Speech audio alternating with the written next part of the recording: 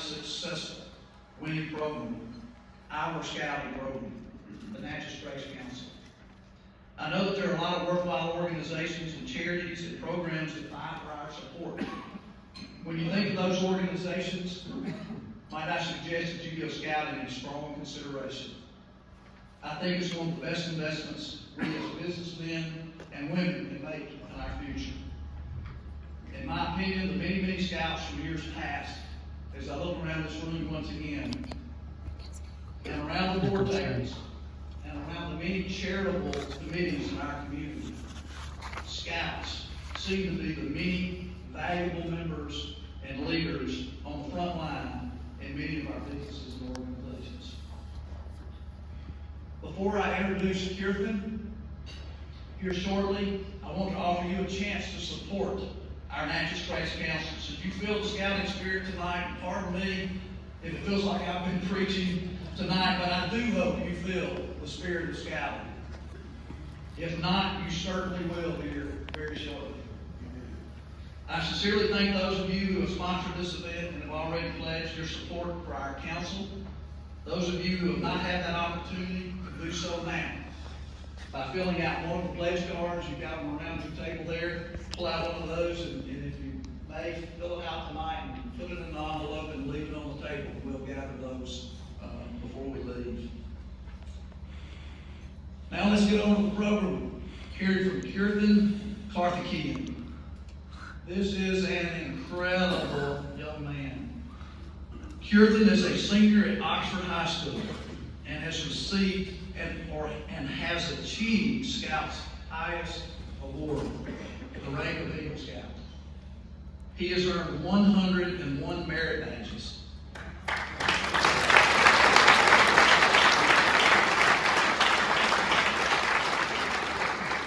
101 merit badges. There are only 21 merit badges required to get your Eagle Scout.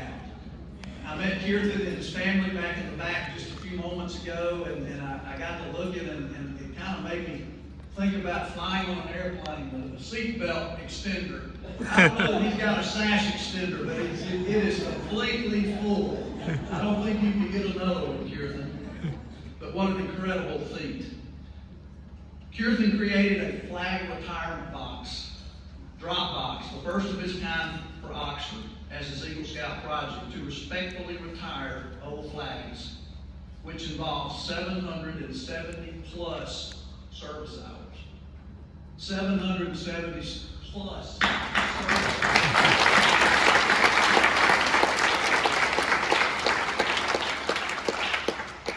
I would wager the bet, looking around here and adding up, there's probably not 770 combined in this room last year service hours. So, bingo again, Keerthin. Great job. He was recently announced by Oxford High School as the valedictorian of his class of 2023 with the highest GPA in school history.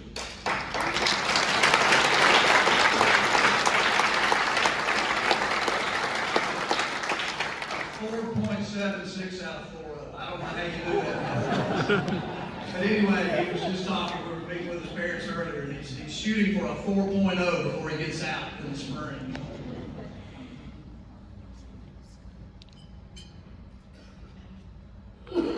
He's hit the trifecta in my book.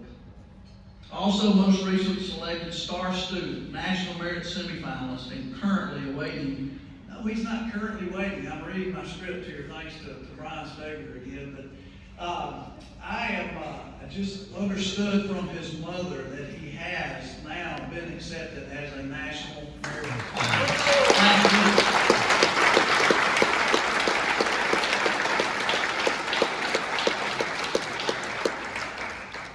There is a nice bio on Keerthin in the dinner brochure that I would highly recommend you each to pull out and read, as this young man is definitely going places. And it's what I would call a servant leader among his peers. His Boy Scout experience and achievements culminated in being selected out of 2.2 million scouts to present the annual report to the nation for 2019. As part of the 2019 report to the nation delegation, he presented the official Boy Scouts of America report to then President Donald Trump and was able to meet with other top leaders from around the nation. Friends, I think when we all look back on this night in the future and say, I remember when Keerthin spoke at our 2023 Friends of Scouting Distinguished Citizens Dinner. This man is well on his way to achieving even loftier goals for the good of mankind. Ladies and gentlemen, I present to you Eagle Scout Keerthin.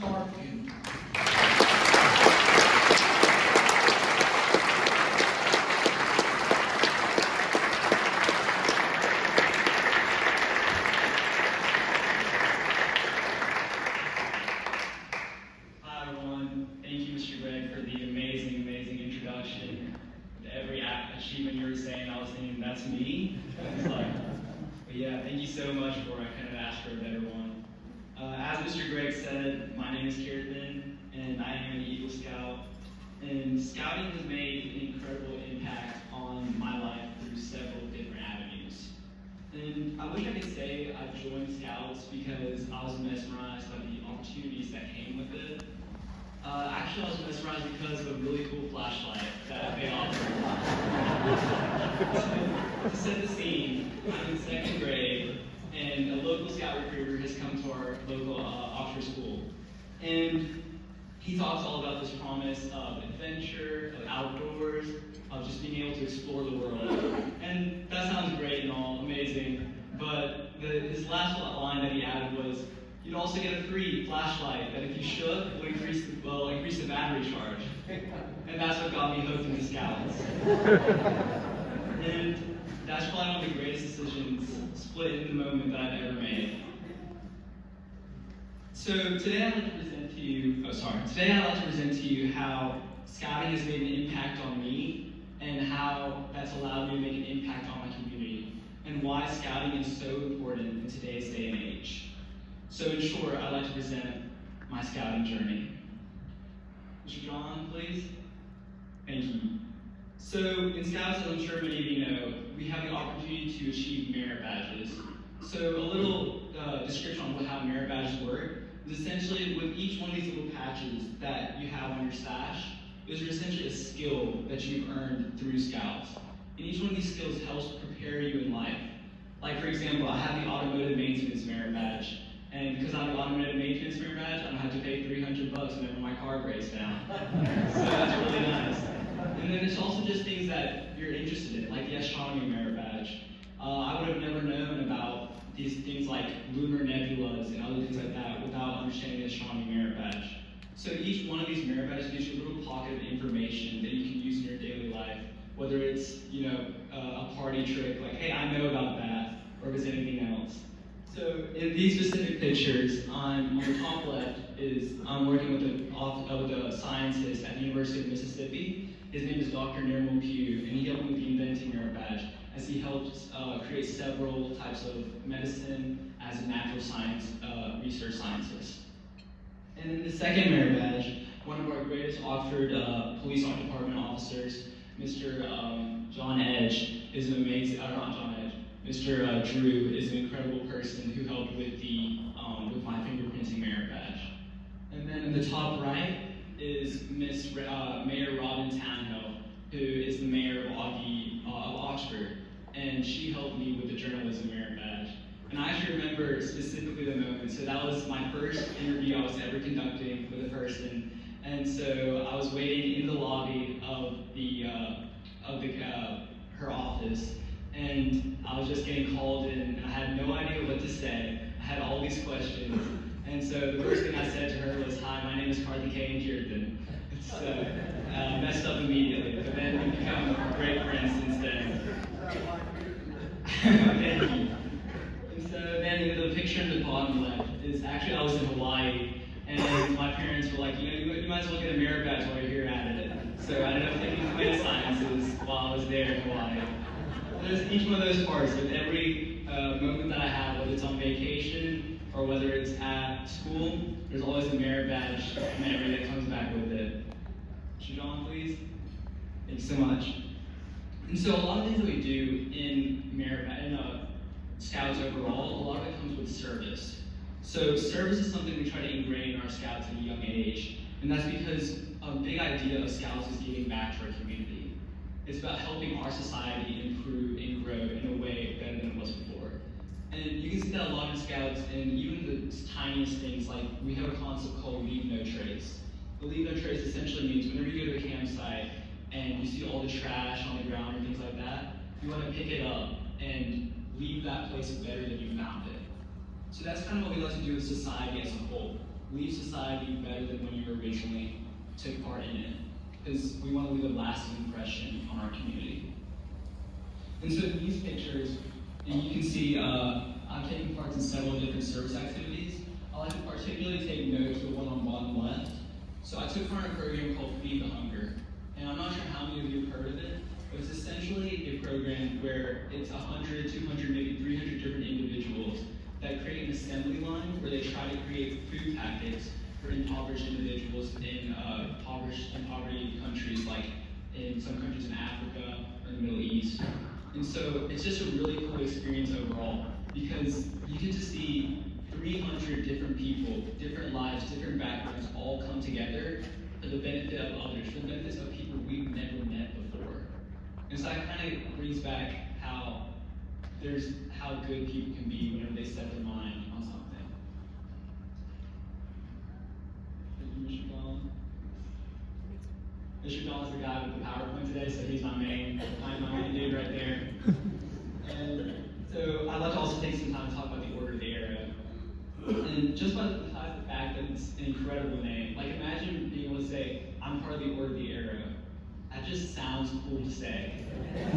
But also I've talked a little bit about leadership and service and independence, and Mr. Gray has as well.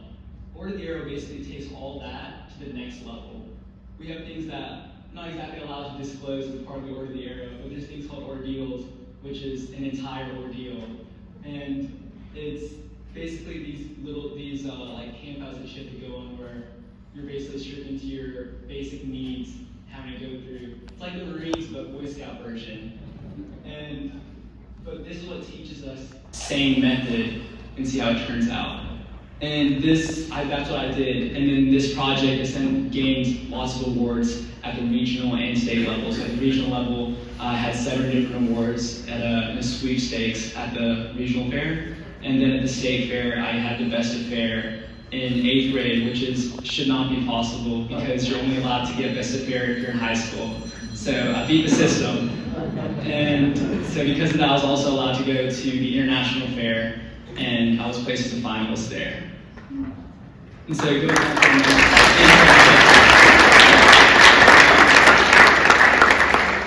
going back to Scouts, we all know about the capstone to the scouting, your scouting journey, which is the Eagle Project. So Mr. Greg already gave an incredible discussion on it and what it is. And so, like Mr. Greg said, I created a flag retirement drop box in my community. And that's because when I'm going down the streets, I see a lot of people that have flags in either the trash can or just laying there on the ground, which is obviously not where the symbol of our country is supposed to be. And so you can see all these old and worn flags, and no one has no idea what to do with them. So that's why I created a flag retirement drop box with the assistance of the Oshawa Police Department, where it's situated at, because people want to have a place of where they can set their old and worn flags, so it's not desecrating our national symbol, so that it can be retired at a respectable manner. So it's actually the Oshawa Police Department works with the fire department, so these flags are transported to the fire department, allowing them to be respectfully retired. And so, real quick, could you go back? Sorry, she's gone. So in the right picture actually as kind of the cherry on top for my Eagle project, I did a flag retirement ceremony of my own that I conducted at summer camp. And it was really great. It was actually this huge flag. It was like gigantic. And I remember one time I just skipped class in summer camp to cut this flag because it was so long. And then I ended up getting the, what are those things called? The brass, like kind of knuckles, there's a word for it. Yeah, promise. Then I ended up passing them out to the people that helped me with the flag retirement ceremony as a kind of like a gift or like a thank you. And now, could you go to the next slide? Thank you. And so then I was able to do my Eagle ceremony. And actually, one of my speakers for my Eagle ceremony is here, Dr. Meek. I don't know where he is right now. Thank you, Dr. Meek. Still an amazing speech. And just being able to experience having that moment of elation that I guess that's the thing that I want to tell all the scouts here that are here today. Once you have that Eagle ceremony, there'll be no other moment like that. To all the Eagle Scouts in that room, I'm sure you can agree with that. When you know you've reached that point where you can officially say you're an Eagle Scout, because there's a saying, once an Eagle, always an Eagle. That's when you know you can officially capture that saying. Thank you, Mr. John. And so, once as an Eagle Scout, I thought my role in Troop 45, the troop that I'm from, changed. So I became a junior assistant scoutmaster, where I partake in a more like recruiting effort and fundraising effort. So here are some of these scouts from Pack 4, which is our local pack where all the scouts, all the troops gain their scouts from. So it's always kind of a competition because all the students in that pack, they're close-knit, they want to go to the same troop. There's always a competition between the 3 troops to see who can get the scouts from that pack. And I'm not trying to brag or anything, but we've gone those students for the past 3 years. So Troop 45 is massive nowadays. And that I can only thank the people that are with me. So the people that are with me in helping recruit, in that picture is Aiden Woodfin, is also an Eagle Scout, and he's helped me greatly in bringing these kids over to Troop 45 to see what it's all about. Can you go to the next slide, please? And so I thought that was the end of my scouting career. I'd essentially reached the top. I got into Eagle Scout, and I was more of a servant leader position in the troop. But something was still tugging on my sleeve, and that was report to the nation. And every time I talk about it, all the memories start flooding back again, just being able to relive those moments. And it's almost indescribable what that experience was like. So some of you might have heard of a website called Brian on Scouting. It was very helpful to me whenever I needed help on merit badges or help on things of that nature. And so the guy on the top right is actually Brian, kind of like a celebrity to me whenever I was a young scout, so it was amazing to meet him and have an interview with him. And so in the bottom left is our Report to the Nation delegation. So I should explain what Report to the Nation is. So when the Boy Scouts was originally chartered, it was chartered by the government, and they required an annual report by Boy Scout Association in order to decide whether it should be chartered for the next year. And so eventually the Boy Scouts left the government banner, but as tradition, we still hold an annual report where we meet with the top leaders of the country, such as the President, Speaker of the House, and Senate Majority Leader.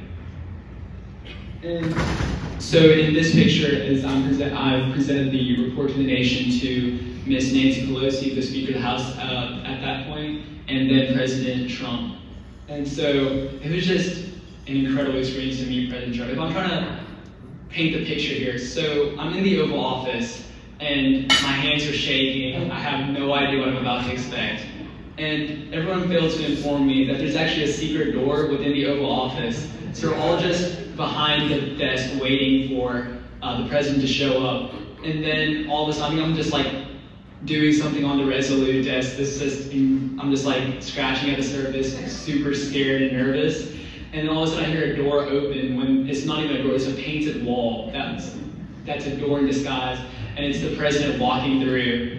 And just like the awe and the fear almost. Like, this is the most powerful man in the world. And he's right there in front of you. He's also really tall.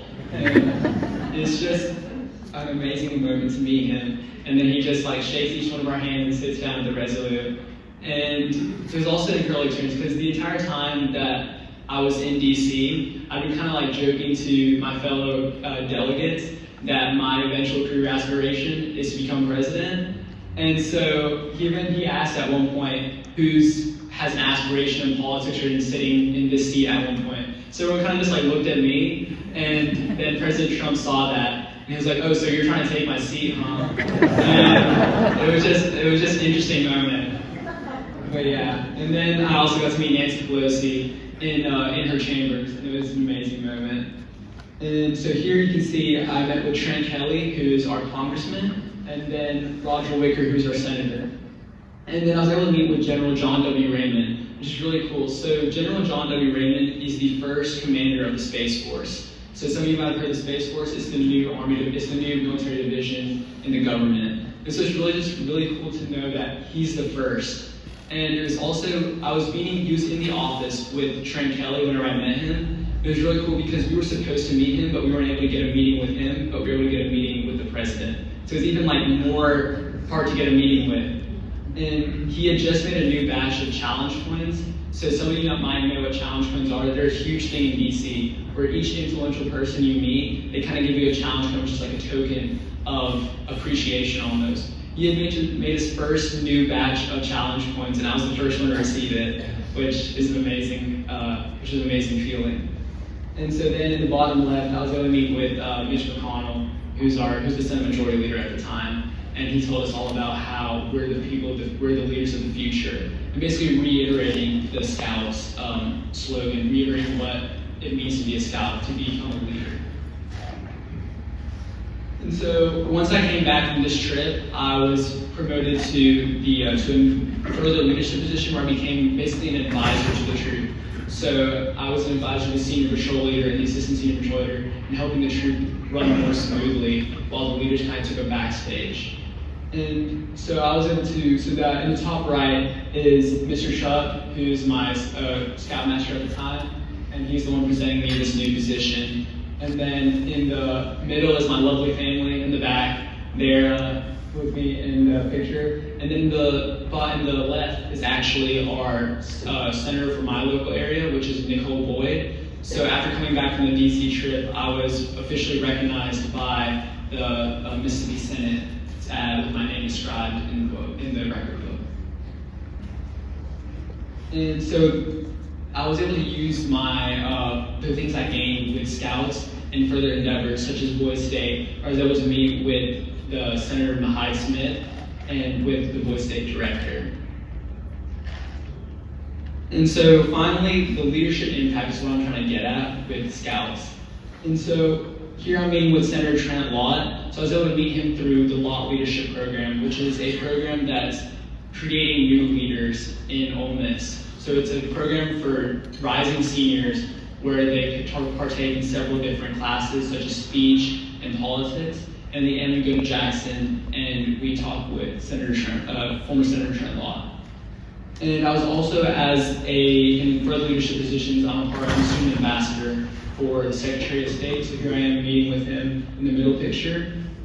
And then I'm also, since I'm an Oxford native, Ole Miss is obviously my hometown, and that's the Chancellor Glenn Boyce of Ole Miss. Sorry to all the Mississippi State people, but Ole Miss is better, obviously. And then I'm giving a speech in the bottom left about the concept of grit, which is essentially putting in the most effort you possibly can into something. And I think that's something that a lot of our Scouts do, that they see that there's a goal, and by putting in the effort, you can reach that goal. Becoming an Eagle Scout means that you have the ability to put in effort to reach a goal that you want.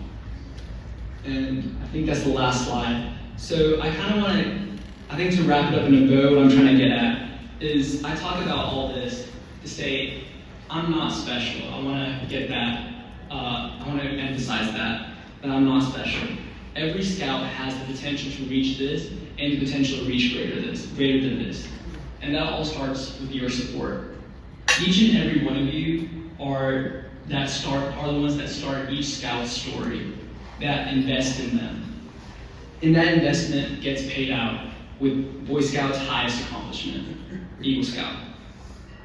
But with Eagle Scout comes giving back to our community. It's about helping it reach new heights. And that means becoming a leader. That's what your support means to us. It's creating leaders in our community to help give back to our community and help it reach new heights.